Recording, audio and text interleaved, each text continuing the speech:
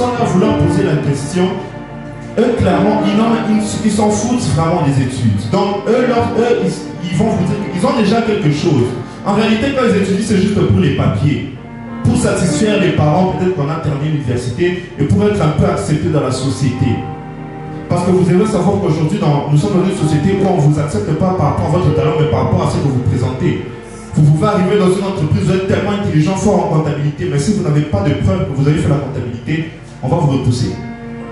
Et chez les riches, c'est comme ça. Chez les amis qui ont beaucoup d'argent, c'était comme ça. Vous leur demandez, ils disent non, moi je travaille déjà, j'ai une amie qui, elle paye pratiquement tout seul. Elle est véhiculée, elle est bien, sa nourriture, elle paye seule tout, elle fait ça seule. Et lorsque vous lui posez la question, mais pourquoi tu étudies, tu as déjà tout ça, il dit non.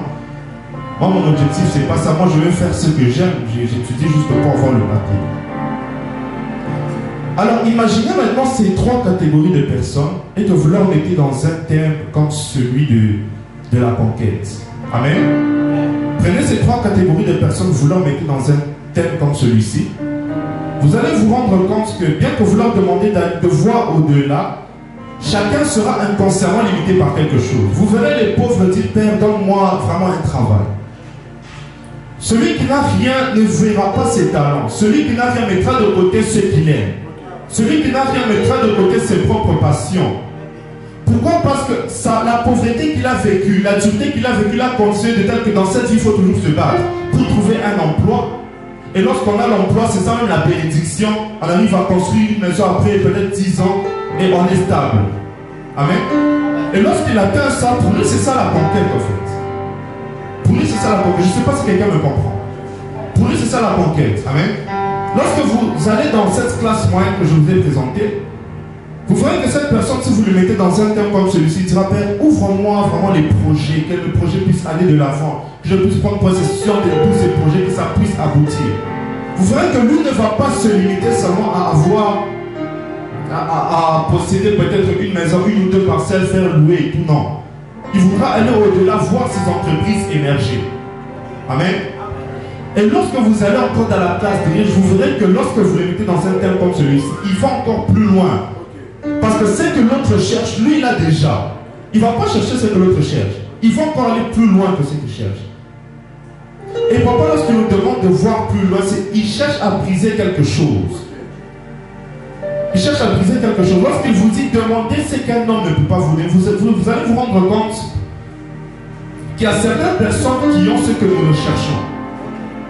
Je vais vous donner un exemple. Moi, j'ai un ami qui est peintre. J'ai un ami qui... Il a un talent de peinture, tu le connais. Il a un talent de peinture. Et aujourd'hui, lorsque vous le voyez, il marche avec des appareils vraiment que peu de gens ont les moyens d'avoir.